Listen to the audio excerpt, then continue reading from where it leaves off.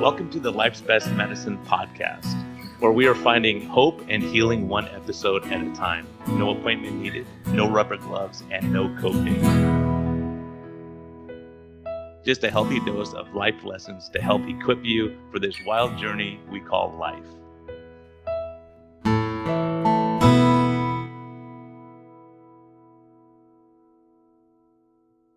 Hey everyone, this is a friendly reminder that we are here for entertainment purposes only.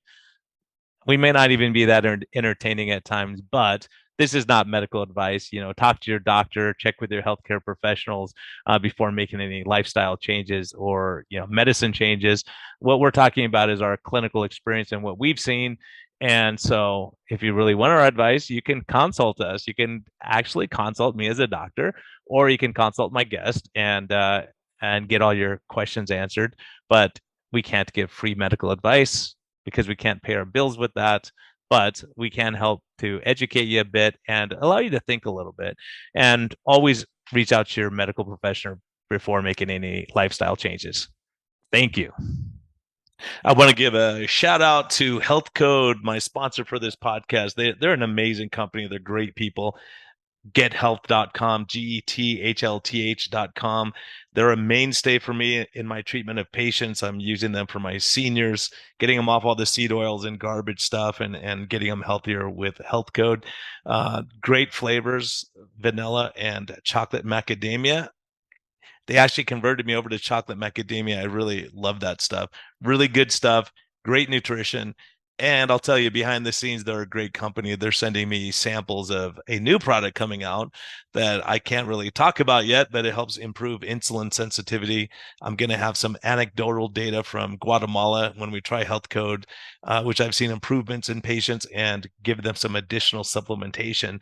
And I'll have some information on that when I get back. But for now, everyone, enjoy your February. And again, thank you for your continued support.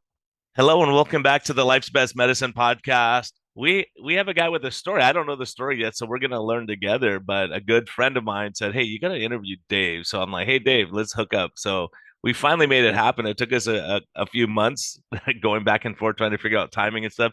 Dave Schmitz, welcome, man. Good to have you. Thank you, Brian. Yeah, and shout out to Ross, one of the coolest guys I've ever met. In fact, I would not have taken on this venture, and I would not have healed myself, I think, completely from what was diagnosed as bipolar disorder, if not for Ross and FBOMB. If he had not, or FBOMB, had he not created FBOMB, I would have never gotten on the road I'm on, and I would have never healed myself. So I owe Ross everything. I really do. Yeah, if you don't know Ross, he's a great guy. He's the one who introduced us. He's fantastic guy, just helping small businesses. He's helping people in the food industry to make healthier stuff. And his product, the FBOMB, I haven't talked to him. He got the rights to it back. So I think he's in the process of getting tooled up and ready to go. So we're gonna have him on when the time comes, because he's a really, really good guy. No, when he came in here and he said, hi, I'm Ross Taylor, and I met him, talked to him for a bit, and then he said, well, I came up with a macadamia nut butter, and immediately my mind clicked, and I said, you're not talking about FBOMB, are you? And he pulls up his sleeve and he's got an FBOMB tattoo. Oh yeah, it was like meeting a celebrity for me. It really was. He is a celebrity in my mind, and again, the work that he does with restaurants and small businesses in town, in Kingman and in Arizona in general, is amazing. The guy's really something. So yeah, he's doing great work, and he is a really nice person. I got to stay at his he has a bed and breakfast, So anyway, it was funny because I was working and he texted me, he was like, hey Brian, where are you, man? I'm waiting to meet you. I'm like, where am I? What he was a month off. It was like I was coming in March and he had it in February. He goes, you're supposed to be here today. I'm like, no, I don't think so. And then we went back and figured it out. And then the next time I was gonna go stay with him, we had this huge snowstorm, so I couldn't get to his place. So we're like, oh man, we'll have to reschedule again. So yeah, that's on the books for sure. Like, he's super good guy, like really good guy. He's living the life out there too. So yeah, so he just walked into your store one day and he was like, what was the deal? How did it happen? He just stopped by. I don't know if he had heard about us. I don't remember what he said about that, but he liked our brownies, and he was with his wife, and I couldn't believe it when he had an F-bomb tattoo, because I was living out in Henderson, Nevada when he started, or when I was buying F-bomb off of Amazon. I was subscribed to it, and I always had trouble sticking with keto. You think you're going to go keto, and then all of a sudden there's snacks, or I've got kids, and so there would be potato chips, something around. And the macadamia nuts had enough sweetness to them that it was able to quell that desire for carbs, I think. And yet I wasn't feeling terribly hungry whenever I would use that as a snack instead of ice cream or whatever I was used to. And so that was what really got me sticking to keto. And then, and I've been in a low carb family my whole life. My dad is a real genius physician, and he got us on something called the Protein Power Plan back in the 90s. And it people thought he was nuts. People thought he was nuts, but it was one of the original Atkins style diets. And so I had been kind of low carb for most of my life. And then I got on keto. And even though I was on keto, though, I ended up having a mental breakdown around about mid 2019, just before COVID hit. And I couldn't shake it. A lot of people have anxiety attacks, something like that.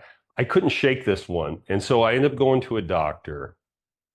And the doctor says, "Hey, man, you're bipolar, and you're going to be on medication, some serious medication, and it was called lamotrigine. I'm sure you But recognize yeah. it. And it in in my mind was a little bit of a lobotomizer. I stopped when I was on lamotrigine. I really didn't care for people the way that I should. It there Yeah, it was kind of dampers your human connected, to be able to connect with other humans. And then did you like how long was this going on for? Like the bipolar stuff or what they were considering bipolar? I mean, was it like since you were a kid or did it just come on right no, away? no, came on in my 30s. Came on in Wow. my 30s, and a lot of people, they told me, with bipolar disorder live with it. They develop it maybe in their teens, and they live with it for up to, I think the average diagnosis is they think 17 years after you Hmm. initially show signs of it. Now, people always thought that I was kind of wild and crazy at times, but not to the degree that, I asked people, I said, do you think that I was bipolar? A lot of people said, no way, and so, Did you get the depressive parts of it too, or like more just anxiety and like couldn't concentrate? well, I've always had ADHD. Yeah, Always. okay. When I was a little kid, they put me, my parents put me on, and this was in the 80s and early 90s, had me on Ritalin, up until high school. And so everyone knew I was ADHD, and there are links between ADHD, autism, and bipolar disorder. And so I'm sitting there with the doctor, and I just filled out a form, and he looked at it for maybe 10, 15 minutes, and then he says, "You're bipolar. I'm going to put you on medication." I said, "When do I get off of the medication?" And he said, "When you're in your grave." So it took another man 15 minutes to look at a piece of paper and say, "You will heal never." That's when you'll heal, Wow. is never. You'll be in your grave when you get off of, and then those were his literal words, or "you'll be in your grave." Hmm. And so I had a hard time at first, but man, once I took the lamotrigine, it hit me like a ton of bricks. I had to lay down. It was like a religious experience. And so the lamotrigine had its place in my journey, I guess you could say.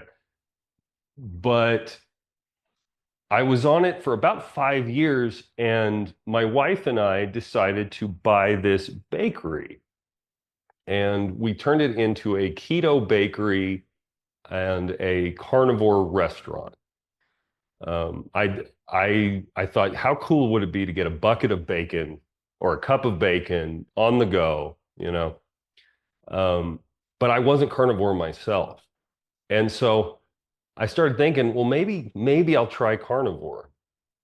And just to preface, I had also been taking something called Ormus, colloidal gold, to help with sleep.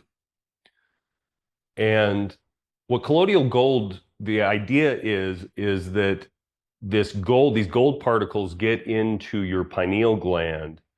And when gold touches mercury, it creates an amalgam and it softens, everything gets softer. All the metals become softer and they become a new metal. And that may have had something to do with what I'm about to tell you. I don't know. But I took it for about a year before we bought the bakery. So we buy the bakery, and I think to myself, if I'm gonna talk about carnivore, if I'm gonna, cook all my food in butter or tallow, and this is the route I'm going, I better stick to it myself. And so I quit doing keto, and for about 6 months, went full carnivore. Around the 6 month mark, I'm at Tractor Supply buying chicken feed, and I see Fenbendazole, goat dewormer. And I've been reading on X and on I'm not really on Facebook, but I've been reading on social media these stories about fenbendazole and ivermectin killing cancer cells. And I had used chewing tobacco. I'm from Texas, and I'd used chewing tobacco for about, I was going on like 15, 20 years, something like that. And I thought, well, why not take it preventatively just to see what happens? And the carnivore had already had me a little bit calmed down, I could tell. And it makes sense, the neurons in your brain fire off thanks to lipids, to fatty acids. I mean, that's how the circuitry stays lubed. And so I started, at the end of the day, I make these kielbasa sausages. I don't make them, but I heat them up. I started eating the sausages at the end of the day, and I would eat them with eggs, and that would be my whole meal. That and grass-fed, grass-finished beef from a semi-local ranch. And I take this fenbendazole, Brian. I'm not joking you, man. I take this fenben for 2 days, and on the third day, I forgot to take my medication. And that had never happened to me before. I took this lamotrigine religiously because if I didn't, I could feel mania. I could hear, and I've said it a thousand times. This is what told Sean Baker on his podcast. I could hear mania coming like a train off in the distance, almost like I could hearing a whistle sound. And I forgot my meds. So I text my wife and I said, hey, I forgot my meds today, yet I'm fine. I'm dealing with people, I'm interacting, and I feel calm as can be. And she's like, well, that's strange. And then the next, I took it that night, I take it the next day, and on the fifth day, I forgot it again. And I thought, man, this is weird that I would even, after 5 straight years of taking it extremely religiously, to just forget it is not like me. And I kept forgetting it. And so after about a week taking the Fenben, I just said, you know what? I'm going to go today without taking it on purpose. And that was 2 years ago. Oh, about 2 years ago. And I have not been on lamotrigine since. And granted, am I an eccentric personality? Yeah, a little bit. I have a lot of energy, but I don't think anyone would spend time with me right now and say, man, you might be bipolar. And I don't even suffer from quite the same ADHD that I used to. And I've stuck with the carnivore pretty well. I cheat here and there. I've got kids, and I sometimes, I had a beer last night, and beer is not my normal thing, but I'm able to now kind of venture out and try different things and see what works. And it's really not so much brain inflammation, but I'll feel inflamed if I eat the wrong thing, and then I'll stay away from it. But I'm sitting here going, okay, was this when your brain gets a lot of mercury in it, especially the pineal gland collects mercury and aluminum. When the brain gets a lot of mercury in it, what it does is it strips the neurons of the fatty acids that help regulate things, help that information flow. And so my theory, as best that I can figure out, and I have a PhD in American politics, but I'm definitely not I'm not a doctor. I'm not a real doctor. But this is what I've been able by reading things online is I wonder if the colloidal gold didn't have some sort of effect where I was able to flush out the mercury, and I don't know. And then I get on this high fat, almost no carb diet, pretty much no carb diet for 5 or 6 months. And I'm wondering if I didn't replenish my brain with the fatty acids that it needed. But then the fenbendazole also had a giant effect. And I owned a cat for 17 years. So did I have toxoplasmosis? And that's what made the difference. I don't know. But I guess my big message to people is even if you go see a psychiatrist and they tell you that this is it, you're done. It doesn't mean they're wrong, but just try to figure out a different road and see what works and what doesn't, because I was not myself on these medications. I wasn't a zombie, but my ability to empathize with others was completely affected, 1000% affected. And that's not okay in my mind. For me to not be my jovial self with my kids and have the energy that they deserve was not okay. And then when I really think about, I went to other psychiatrists too. I ended up at 4 different psychiatrists, and all of them said, yeah, you're bipolar. Looking at this, you're bipolar. This isn't like this was one bad psychiatrist. Although 15 minutes looking over something, not asking me about how much sunshine I get, not asking me about how much sleep I get, not asking me about these really important mental health things. How much blue screen do you look at? Are you an addict of any sort? Are you addicted to social media? Are you addicted to any of these things? I didn't get that. I just got, oh, you're having a hard time. We're going to put you on a medication for the rest of your life. That's insane. And it's unacceptable on every level. Yeah, no, I mean, you make so many good points, and all we can do is question and go, gosh, because when I'm thinking you're saying all this stuff, I'm like, you know what? Look at the exposures we get just to mercury alone, right? Mercury and aluminum. Every time you get the flu shot, you're getting mercury and aluminum. Every time you get a amalgam in your teeth, you're getting. And so you go, well, kids who eat a lot of sugar have ADD. Well, could it be they're getting a lot of amalgams in their teeth, and that's contributing, like what you're saying of the pineal glands, getting, it's picking up heavy metals, and then fenbendazole, that part of it is interesting to me too. As a matter of fact, I have a patient who she came to me for diabetes management. She was from Mexico City, moved to the US when she was 18, and then all of a sudden her and her sister, twins, severe IBS, irritable bowel syndrome, really bad, and they were miserable. And she would tell me she couldn't, go on vacation without stopping at every gas station to go. She had to plan things out when she went shopping. She had to make sure there was a public bathroom. She said it was miserable. And then about 4 months in, I go, you know what? You haven't really mentioned your IBS anymore, and your sugars have been under good control. She goes, it's gone. Like, what do you mean it's gone? I go, from the keto diet. She goes, no, I still had it on the keto diet. I got it when I got COVID. And then after I got COVID, and my sister too, our diarrhea went away and we don't have any bowel problems anymore. I go, that is amazing. I go, let me think about this for a minute. And I was like, wait a minute, you're from Mexico City, right? She goes, yeah. And I go, did you ever take like ivermectin or any of those meds when you were a kid? And he goes, oh yeah, every year we got it in school. I go, what about when you moved here? She goes, no, we didn't get it here anymore because no one thinks about it. Yeah. And so she took ivermectin when she got COVID. So she had a parasite the whole time. They both had parasites and they just treated it. So when you're talking about mebendazole, I mean, it's really great talking to different people in different life situations. There's a guy named Ian Campbell who has bipolar disorder and he's studying it.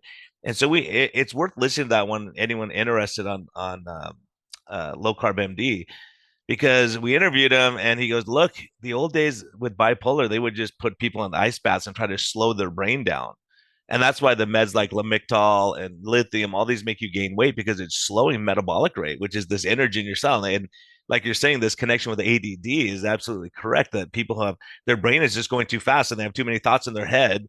And how do you slow that down? But they're finding, if you fix the gut microbiome, which is another huge part of what it could be with the fenbendazole helping, is that if you get your gut right, get this. This is why I love this stuff. We interviewed someone from the Charlie Foundation, and she was saying that kids with seizure disorder, and ketogenic diet is gold standard for seizure disorder. She goes, after 2 years of keto, they can liberalize their carbs. They're not even ketosis, and they don't get their seizures back. We're finding that more and more. They don't have to have this huge fat diet anymore, and they cut back on the fat, and they're having more of a normal diet, and it's way more tolerable, and they're not getting seizures, because that's the point. Like your point is, if I put my bipolar in remission, like obviously weight wasn't a struggle for you, right? And it's trying to keep your brain right. And there's more people than that go carnivore because, and they have this light switch moment too in carnivore where they go, my depression, anxiety is gone. Like I feel like it's like a religious experience, kind of like what you said with the lamotrigine. And so you go, man, it's really, it's multifaceted, but and really it should be the ketogenic diet helping your brain on bipolar, but maybe that's not the only factor. Maybe the ketones help calm the brain and decrease inflammation in the gut, but it may not be sufficient enough. And maybe you knock something out with a mebendazole. So either way, what you did worked for you. It did, and I feel like I would be irresponsible to not mention.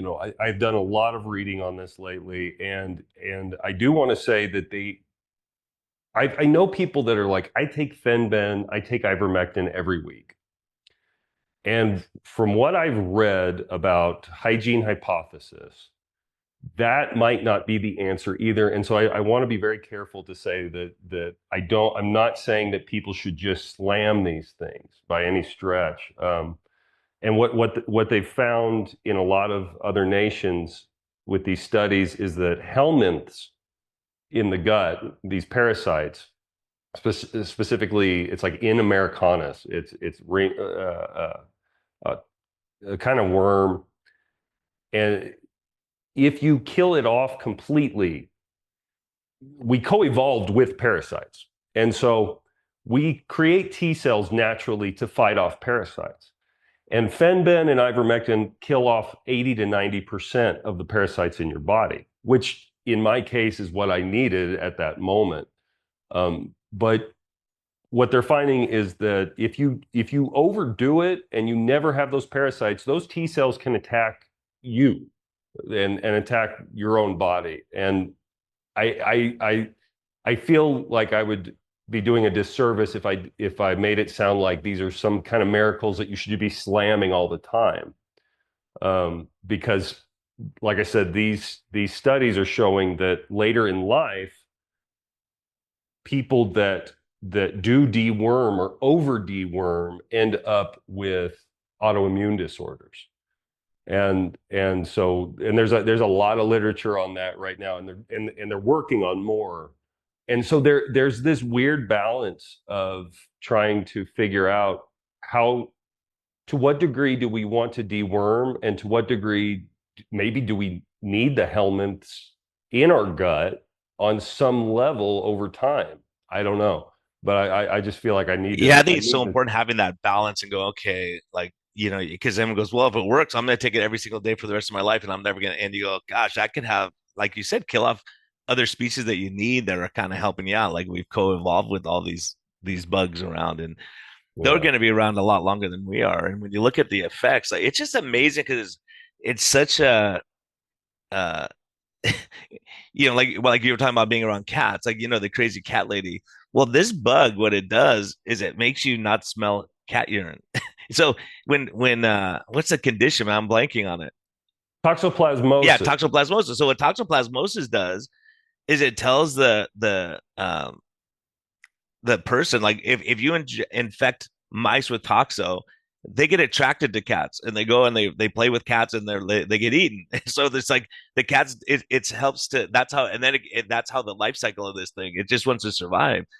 But people who have toxo, they don't smell the cat urine. You walk into the house, and go, "Oh my gosh, how could you live here?" And they go, "What? It's fine, nothing's wrong," And they have 35 cats running around. But yeah, it's really interesting that these little bugs can control this human being. And so same thing with these gut microbiome. When they're off, we see it, man. I can see the effect it has on craving sugar, or being depressed or being anxious, and leaky gut, and all these things that we're bringing up are all possibilities of what you were struggling with. And it's near and dear to me because my mom had bipolar her whole life, and it's hard. It's a brutal condition because people look at you, go, "You're too happy, like you're too down, you're too," and it's so hard because you go, "Hey, are you taking your medicines?" Right? Are you taking them Yeah. every day, mom? And it was always a source of contention. And it's hard because for her, it was a badge of shame, really. I go, "Mom, like people get diabetes, they get hypertension, you get this. We got to just deal the best." But what I did notice is she always cycled during Christmas time. Like always, she got manic, always. And that's when she was eating the crappiest foods. When she was eating healthier and doing well and exercising, man, she was stable. She was on lithium her entire life, but you could definitely see a difference, and how much that inflammation and so we're learning a lot. My niece has autism, and it's the same thing. When she eats healthy and clean and she's exercising, she's stable. When she starts eating bad, she'll say she knows it. Like she goes, "My brain's not right on this food." Yeah. Right. So how many kids with ADD and all these that like it's multifaceted. So you go, what can I control? What are things I'm willing to do? Not everyone's going to go carnivore or keto. So you go, okay, what else can we do to help you in life? Yeah, it's been a journey. It's kind of wild. I couple weeks ago, and this is one of those things where I'm sitting there going, am I making a choice? Am I still bipolar on some level? And I don't think I am. I really don't think I am. I think that I had something, and maybe it was a gut biome thing. My cat was declawed, was never we were in an apartment with no mice that I ever knew of. And so I don't know that if he had toxoplasmosis. I literally don't know what happened. And that's why I started going down the mercury road. Or Cough were was there other things another. going on, like life stress going on, like starting your own business and doing what life wasn't more a lot of times we see, and I'm That's just curious that a lot of times when someone hasn't, like for my mom, she was always a little off. She was always like that manic and at like fast speech and everything. But when her and my dad got divorced, they threw her over the top, and then she was like, "I'm running for mayor. I'm buying a place in a condo over no. here and doing like like Mom, you can't just run for mayor."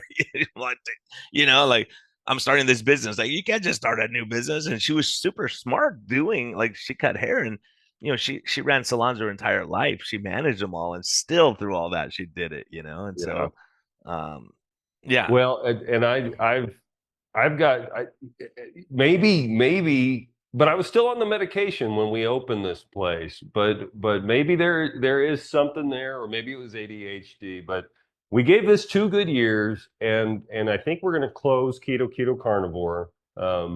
And I haven't really I've talked about it locally on our Facebook page, but definitely not in any of these interviews yet.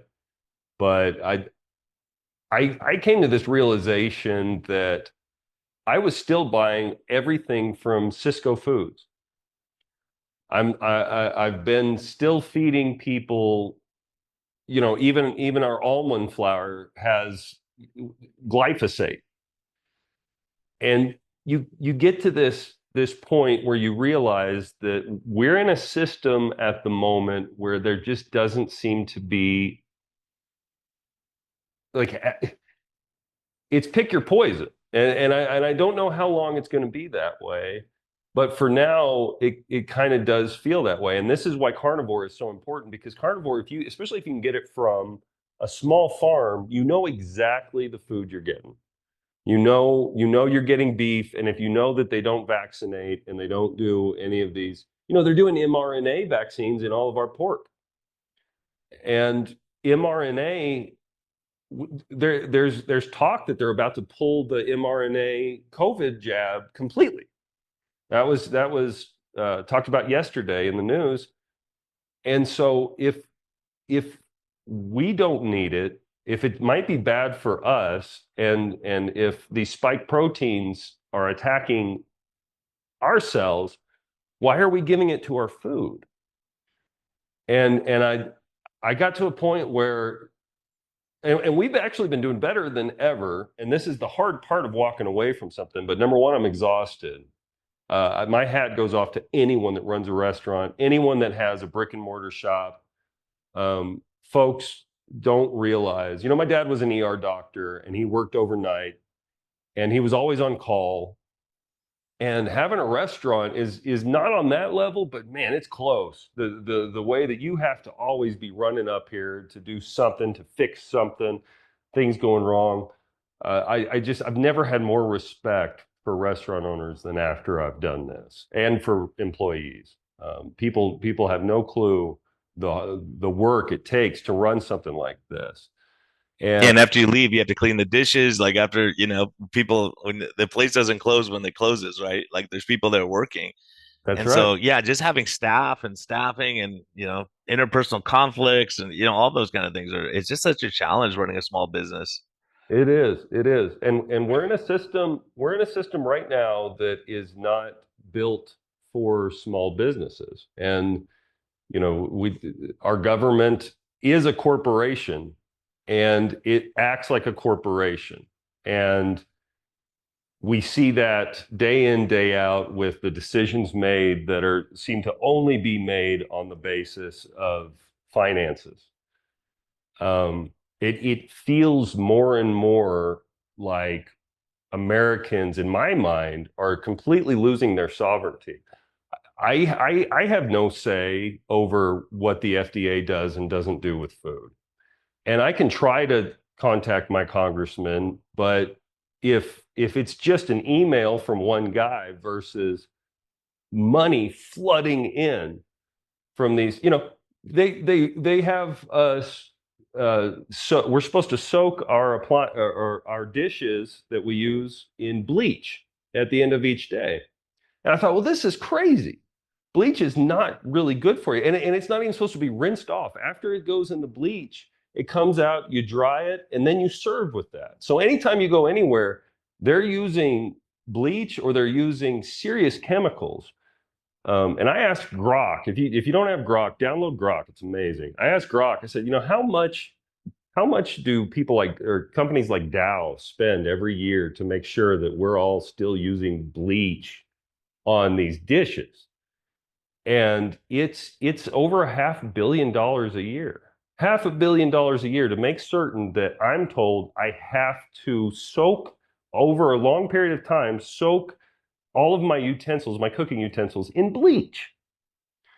And so anytime you go out to eat, you're getting bleach. And if you're not getting bleach, you're getting some crazy, the other cleaners are really complicated chemicals. And we don't know enough about this stuff to I think, be so cavalier about it. But the money is there. The money is there to make certain that these wheels keep on turning. And I started doing chicken wings, but I'm getting my chicken wings from Cisco. And I had someone come in, and he was like, I used to work at one of these chicken farms in California. He said, I'll never buy your wings because I know where they come from. Because I've seen how these chickens were raised. And we're in a spot right now where I'm looking out the window, Brian, and there's streaks in the sky, multiple streaks in the sky.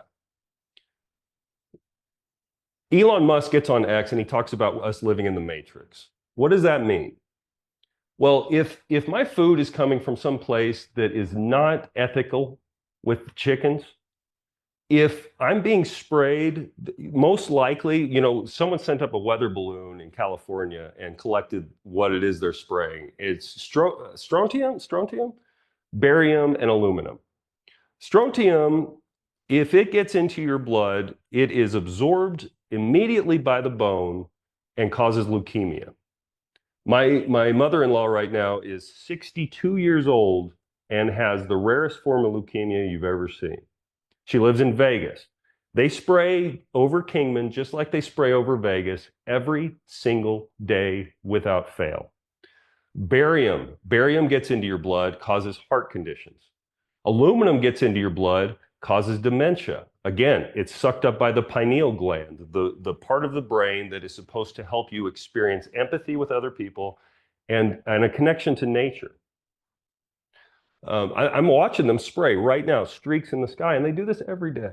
And so what does it mean to live in the matrix? Well, maybe this is the matrix where these giant corporations have absolute control over almost every gosh darn aspect of our lives. And I've met some people that have completely opted out and they've started their own, small farms.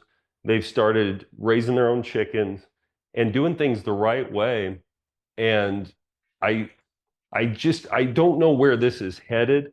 I know people are upset with their government, but I don't think that they even realize the degree to which these giant corporations make certain that the game gets played the same way over and over on repeat. And I'd like to just real quick, if you'll let me, there's a group that is trying to bring back sovereignty to the American people, and it's called if people will consider going to Republic for the United States of America.org, they can look into that. And if you don't like me showing that, then that's fine. You can edit it out. But it is a No, very absolutely. No, I think all the stuff you're talking about, I was thinking about while you're talking, a book everyone should read. Cheryl Atkinson, I don't know her, but it's called Follow the Science. And when you see this book and you read it, you go, "Oh my God!" You sit there kind of dumbfoundedly. You can look at how the research is done, the perversions of medicine, and for instance, one of the guys was looking at this is something they were spraying on all the crops. I go, "This is causing feminization of all the frogs around." He was a super liberal professor, and he goes, "There's a problem here." And they go, the company, I can't remember which company it was, but they said, you can't use this data. It's ours. You can't publish this. And then they went on and they had people discredit his wife, him, like people attacking them. And in the media, they're doing news. I mean, it's incredible when you speak out against these guys and trying to protect your fellow man. Go, look, there's a problem. Because unless you see the problem, you go, how do we address this? How do we fix this stuff? And what you're talking about with spike proteins and all these things that we're dealing with now. I'm seeing stuff I've never seen in my career. And every doctor I see online, not every, but a vast majority are like, you're crazy. It's not doing that. I'm like, you're not looking, man. You're not looking. You can't be seeing patients because you have to be blind to see, a 22-year-old with metastatic pancreatic cancer. No, never. And so, you're starting to see these things and at least say this could be a contributing factor. Like we're saying, like, could it be the Fenbendazole? Could it be this? But the fact is, if you're getting better, and I think you're in a tough situation because you're altruistic and you want to help people and you want to do the right thing. And you're like, what am I doing here? But guess what? If you're not there, then they're going to go buy it at all these other corporate, they're going to go to fast food. They're going to do that much worse. So you go, we can't be perfect, but here's like as best we can do. Or maybe, I'm thinking of solutions. You go, I'll find a local rancher and I'll grab their chicken and their eggs. But there's so many rules talking to ranchers, how crazy it is that you can't slaughter your own animals. You have to put them in this huge holding pen and do it this way where it gets exposed to all kinds of garbage where people are not raising the animals right. And you go, this is not a good solution, right? There's got to be a better way.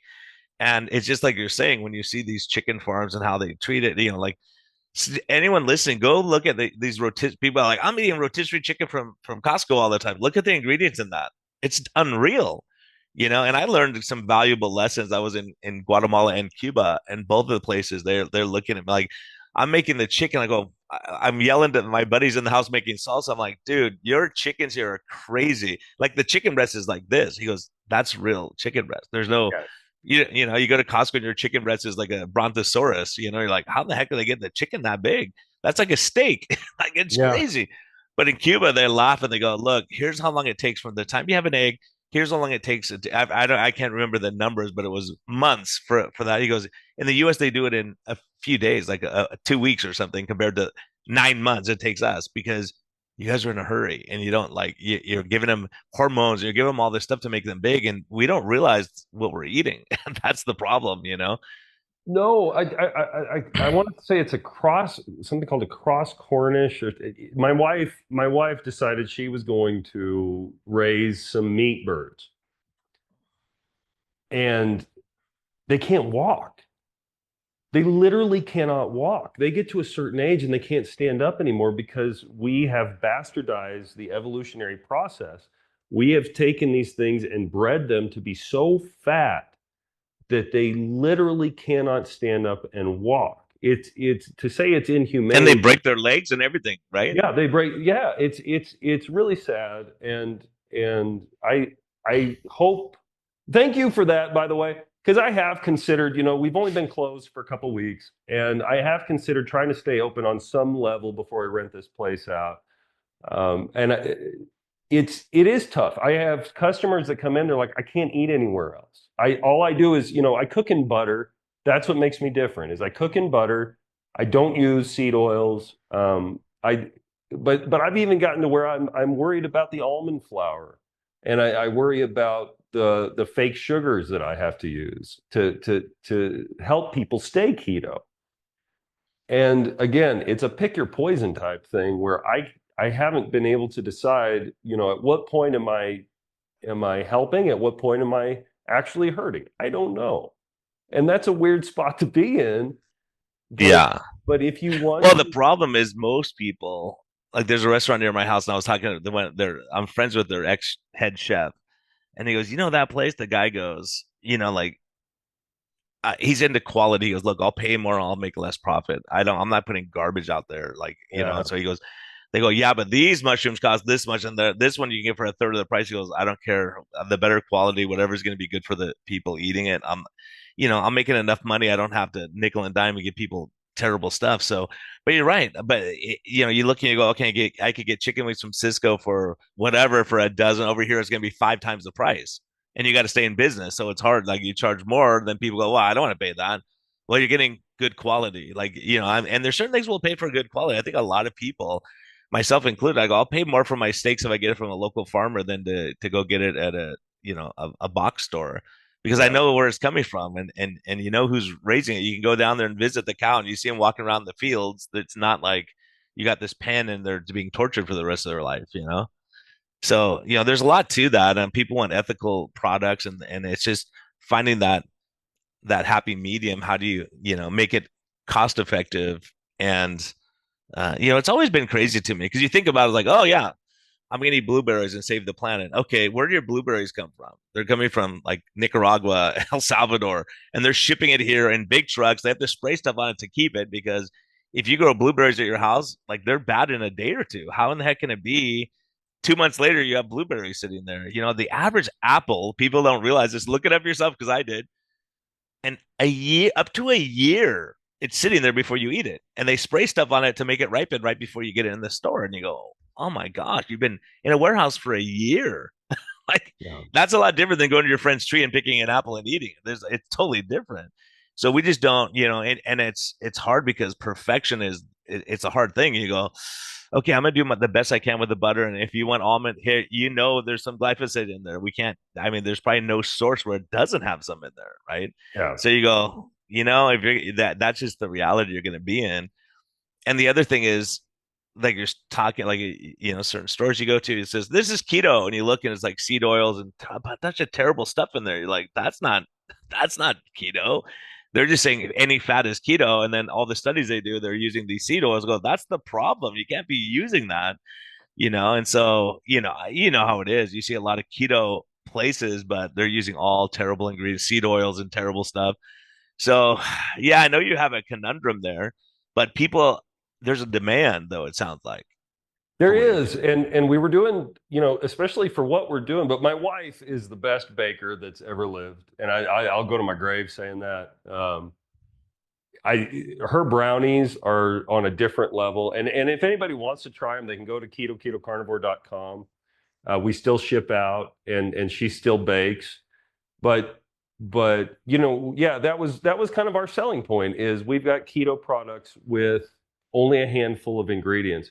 And there are good packaged keto stuff out there. Keto Brick by Keto Savage. Hmm. Oh my gosh, he's got stuff like pancreas in these bars. He's got like heart. I mean, there's guys doing it the right way, and so I think everything will be all right in the end. But at the moment, we're in trouble. Yeah, you go to Costco and you get something that says keto on it, you're getting all kinds of weird stuff, and you'll still see ingredients that you don't recognize. And I'm hoping that we're all heading in the right direction. And I think with artificial intelligence being able to pretty soon, you'll be able to just feed it data and go get a blood work test and then come back, feed it the data, and it can probably lay out things for you. I think people are going to head this direction away from processed foods, no matter what. Also, media seems to be losing its edge in terms of moving public opinion, and so we're heading in the right direction. And I do appreciate that. I don't know if I just had burnout or if I'm done, but like I said, my hat goes off to anybody running any kind of restaurant at all. And I understand why restaurants use seed oils. Once you see the price of food compared to what you pay when you get up there, it's it's not, these restaurants aren't making a killing off of you. And it seems like they are when you go there. You're like, oh my gosh, how could it be this much? But go to the grocery store and you're paying out the wazoo at the moment. So Yeah, and you look at it too, and you probably know that everyone's cutting corners. Like, I was listening to a guy talking about you go to the nice restaurant, they have that fancy butter that's it looks like an ice cream cone. They go a little, and he goes, "Oh, here's what's in that." You're like, "Oh my God, what they put in there to make it be like that?" Then you're like, "Okay, I'm not just gonna just get the tab, and it's gonna be a little hard to deal with it." Because there's so much garbage and stuff. Even my good friends own Italian restaurants, and I was talking to them, I was eating dinner at their house, go, "Man, this olive oil is so good. I get to use this in the restaurant." They go, "Oh no, we can't afford to use that. Like, we'll go broke. Like, it's yeah, so exactly. expensive, but it's so good, and they, so there's people don't realize it. I've been to restaurants and you ask them, well, hey, I'm allergic to seed oils. Like, is that real olive oil? They go, 60% canola, 40 olive. You go, yeah, that's not olive oil, dude. But they call it that. Yeah. So, I see it all the time in patients going out. It's so hard to go out. And I think that's why when people eat at home, they do better if you cook your own food. You're not getting exposed to all the stuff that they mandate on people and they think it's for health. And, I think right now they're looking at a lot of those things. Now they're talking about, putting, the fluoride in the water is an issue, and people have been screaming about that for years, and they go, "You're crazy." And that now they're admitting they're spraying changing the climate, and so gosh, these guys, I think it's kind of like what you're saying is that you don't look at the long-term consequences of things, and they just do stuff and they go, "Hey, let's block out the sun to stop the warming." It's like, how much has it warmed? How much is that going to make a difference? And what are the ramifications of that? We do crazy stuff that we've never been done before. Maybe there's a reason it hasn't been done before because it's going to cause all kinds of other issues. Well, and Brian, here's something really interesting, and I posted this on my X account, J David Schmitz.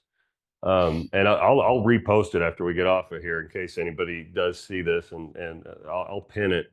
Um, they'll spray over Kingman, and I recorded this over about a 3 hour period. They spray, and I'm recording them doing the initial spray, and then you see it dissipate a little bit and turn into these cirrus clouds. And then an hour later, after about an hour, and then about an hour later, 2 hours later, you have complete gray blanket of clouds. But you can see blue sky off in the distance. You know as well as I do, the Mojave Desert is not tiny. This is a big desert. And yet they're spraying over the populated area. Now, not to say that they're not spraying in more places, but if this is about blocking the sun, why are they blocking the sun right over towns, right over people? And I've got it on this video where you can see blue sky off in the distance. They sprayed like a little UFO shaped circle over Kingman, Arizona. So what's going on there? What is that? I don't know. Yeah, you don't know if the farms are paying them to try to get to rain on the fields or what the deal is with that. It's just such a It's very strange. It's bizarre very stuff. strange. We just Yeah. don't. Yeah, yeah. But I know you're in the dilemma of what do I do? How do I help people the best? And so you guys ship out around the country. Yes, and that's how we started. My wife, when we lived in Nevada, she got so good at it that we had to rent out a commissary kitchen. We were doing so much business on Etsy. And then COVID hit, and around that time was when I had my mental breakdown.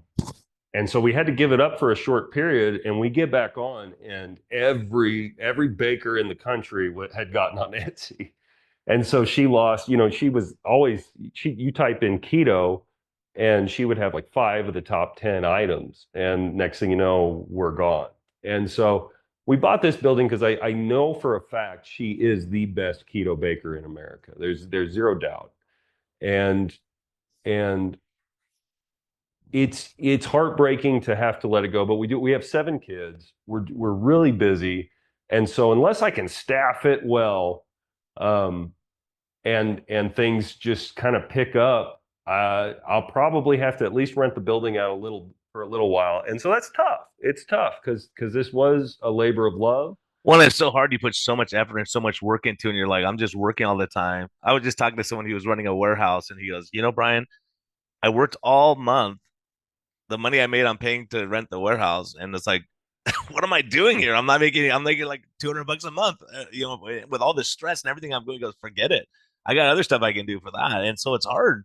It's hard to run a small business with the cost of, disability insurance and health insurance. All these kind of things are just, it's hard for the small business. Yeah, we have to, it's small, and that's Maybe why. you and Ross put your mind together and figure this thing out. Maybe, yeah, yeah. Well, if there's anybody who knows how to do it, man, it's him. And he's, like I said, he's been a blessing on multiple levels. And it, yeah. My thing is this: the deck is stacked against the small businessman, no matter what his business is right now. And I want to show this again. Republic for the United States of America.org is a very interesting group, and they're doing some really cool things, at least out here in Arizona. And the theory, I'm a political scientist. That before I got into any of this, I went and got a PhD in American politics, did really cool work on evolutionary psychology, and if there's anything I know, it's that what these guys are doing at least has some sort of merit to it. And so if anyone is interested in getting some of their liberties back in terms of trying to balance out the power of these corporations that these corporations have versus the common man, the small businessman, and the family man. That's the biggest reason. You just said it, that I'm 42. It's about time that I focus on my kids with a lot more time and energy than I have been the past 2 years. And so, but this wasn't what the founders intended. This was not what the founders intended for these giant corporations. Donald Trump just talked about it the other night, that where he's going to try to get it to where they can't buy thousands of houses at once. Yeah, yeah. Because it goes against the American dream. It goes against the idea of the sovereign American who your household, you're king of your own castle. And right now we're everywhere you go, they're extracting rent. We can't even watch TV now without getting on a subscription. Everything is subscribed. Everything, and I hate to say it, but it's starting to feel more. It's starting to feel more and more like you will own nothing and you'll be happy. And when you see what Gavin Newsom is now doing, where you're going to have to give biometric data or show your driver's license every time you get on a computer in California, every single time you log on to your operating system. But on voting day, you don't need it. You can't use it. You're not allowed What's to. that? You're not allowed to use it on voting day, but every other day. Yeah, exactly. But this is what we're spiraling toward It's an American. insane. It is insanity. Like, when you see what the people did, you go, man, these rules, and it's incredible. And like what you're talking about, if you look at doctors, really, people go, how come doctors aren't speaking out? 80% of doctors work for corporations. Do you think you're going to go out and say, hey, here's what we're seeing when it Yeah, hurts? You get kickbacks, government subsidies, all these things. Like, no doctor, they're going to be gone, and then like good luck finding a job, right? So yeah. it's tough for the small business and small people trying to figure out life and raise a family, having 7 kids. You got to be there for them. You can't be like, working all the time. I think a lot of us have figured that out. You go, how do you get this work-life balance and do something where you can make a decent living and enjoy life? And I don't know, like, are there rules? Like, could you have your own egg farm and say, hey, these are our eggs that we're raising, and does it have to be, how do you do I, that? I can't. I actually have a friend that makes the most, or doesn't make, but he raises really nice chickens, and he has a system to where they lay in these specific roosting areas, and he brings me the cleanest eggs you've ever seen. And every time that I would get on Facebook and say, "Hey everyone, we've got eggs," I would have people come in and buy them all up at once. They're that good. Yet I can't use them. And so you go and you crack these eggs, and he doesn't, I want to say it was Vital Farms just got caught Yeah. feeding. And everybody knows that they feed their chickens paprika and other things to make the yolks look that orange color. But turns out they were feeding them stuff that they promised that they weren't. And but if I go get these eggs from my buddy, his are that same orange. And I know for a fact, I've been out to his farm. I know for a fact he's not cutting corners. But I can't serve those eggs. I'm not allowed to use those eggs. I can't serve them. There's government regulations out the wazoo that make certain that we have to go to the exact same corporations. And then I won't even get into the hedge funds that own all the same corporations at the same time. Yeah, if you look at that, it'll make you crazy. You say, "Oh, no wonder all these guys are competitors, but it's owned by the same company." And you're like, "Geez, this is nuts." So either way you go, it is a wild thing.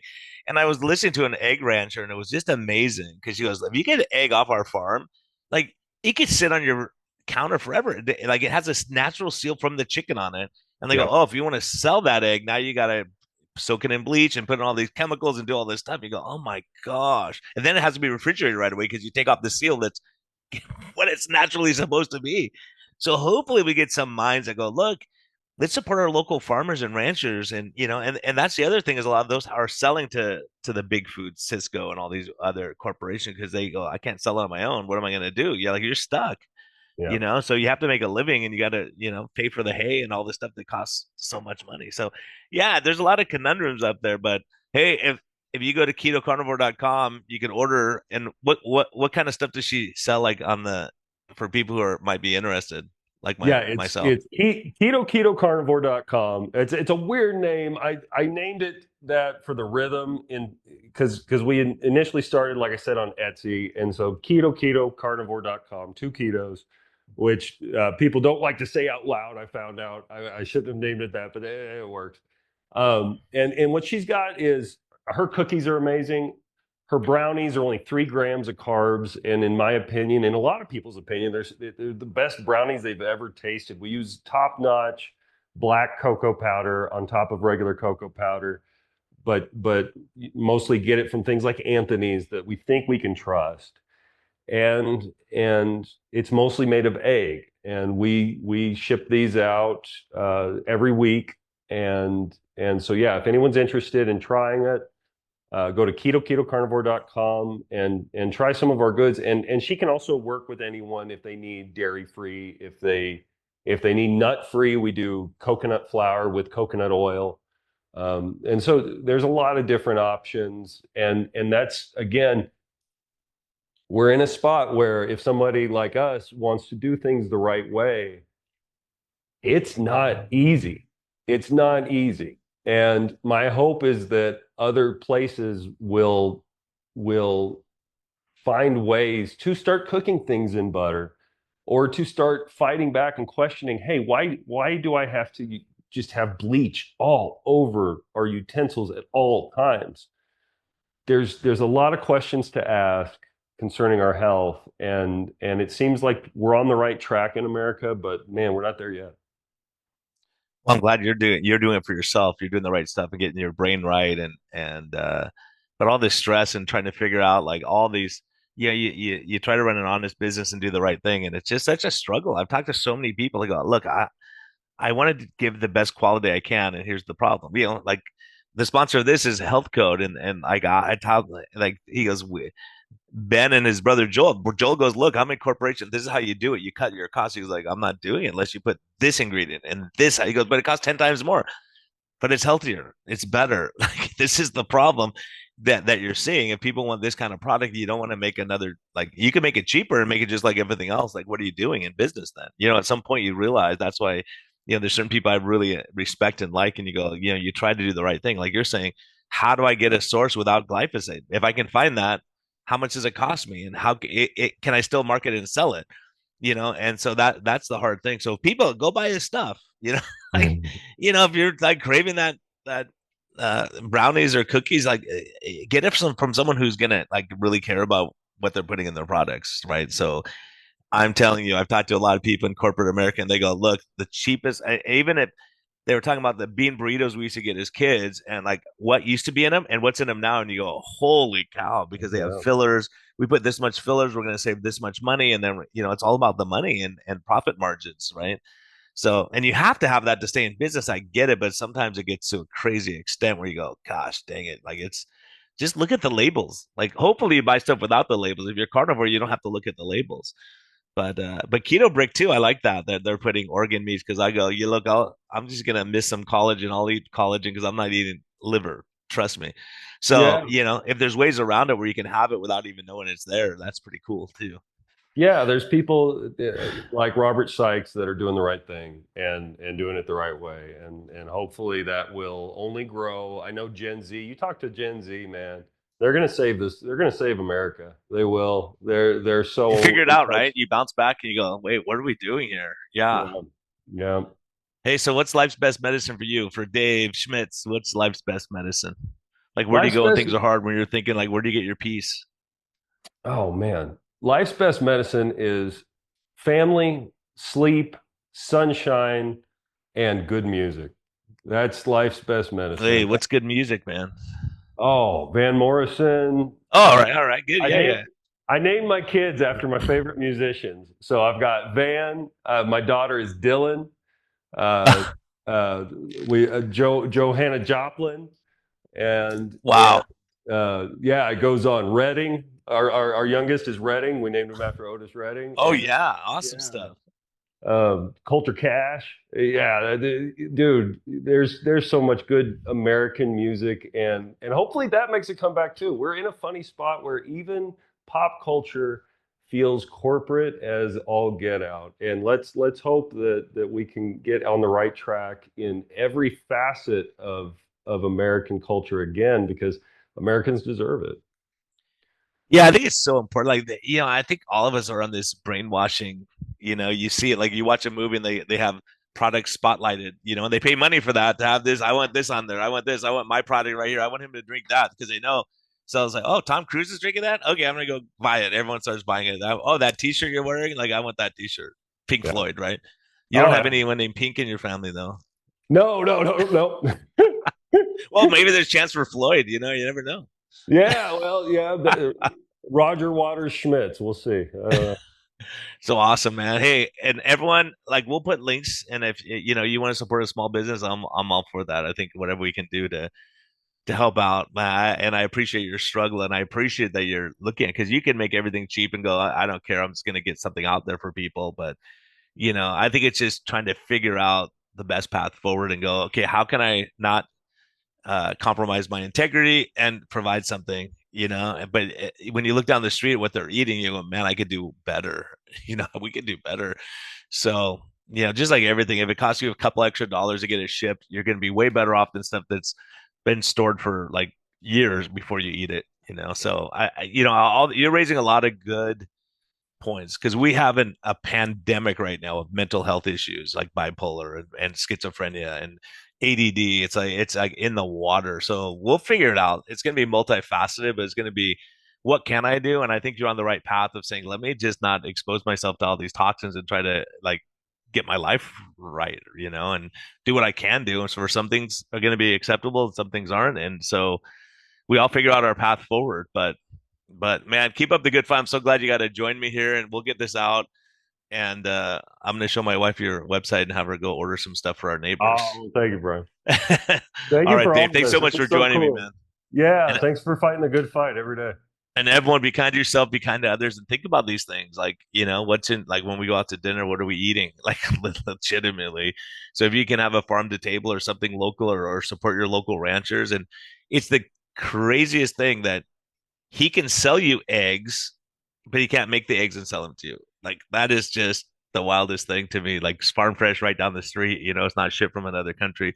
So these are all dilemmas we have. So when you look up at the sky and you look around, and and I think what we can do is do our part. Like, not litter when you're in the park, and like keep it nice for everyone else. And just if you see trash, pick it up.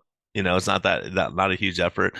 So everyone, thanks for joining us. We greatly appreciate it. And Health Code, thank you for sponsoring this. I'm glad we got to give you a little bit of a shout out. But and also Ross Taylor, FBOMB should be coming back. I mean, I'm going to Tucson this week, and I was like, oh, it'd be so great to have FBOMB and just Oh cruise yeah. around Tucson for 130 miles on my bike. But I got to give Ross a call and see if he's got a pre-production out. So, anyways, he's a good guy, and I would love if you support him, and I'll have him on when the time comes. So, thanks everyone.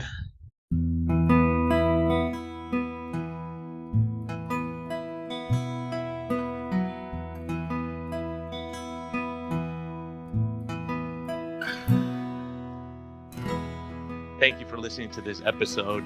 We greatly appreciate your support. We would greatly appreciate a positive thumbs up on all of the platforms like iTunes and Spotify, or wherever you're listening. And we just thank you for our Patreon supporters. We greatly appreciate your help in getting this message out. We think there's a lot of important information, and hopefully this helps you. Have a great day, and thank you for listening, and thank you for your support.